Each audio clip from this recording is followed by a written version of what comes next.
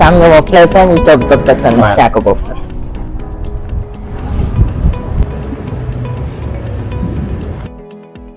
ចាំងមកផ្លេខ្ញុំលាងដៃសិនអត់មានសាប៊ូផងហ្នឹងធ្វើមិនទៅចឹងមកចាំលាងអីចឹងតោះយើងទៅញ៉ាំអីតោះ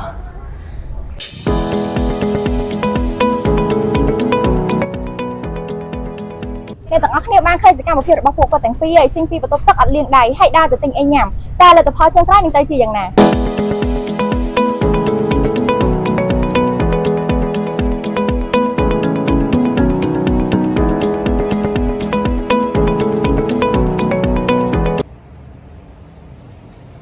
គោ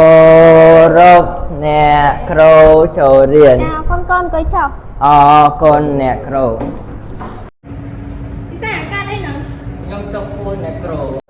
ដែលមើលឃើញពីមូលហេតុទាំងអស់នេះហើយទើបធ្វើឲ្យសមាជិកក្រុមមនសិការពលរដ្ឋល្អកម្រិតថ្នាក់ទី10នៃវិទ្យាល័យណេតយ៉ងបានសម្រេចចិត្តបង្កើតនៅគម្រោងមួយដែលមានឈ្មោះថាស3ដើម្បីសុខភាពតើអ្នកទាំងអស់គ្នាមានដឹងអត់ថាស3ដើម្បីសុខភាពមានអ្វីខ្លះស3ដើម្បីសុខភាពមានស្តាមស្អាតសុវត្ថិភាពដើម្បីសុខភាព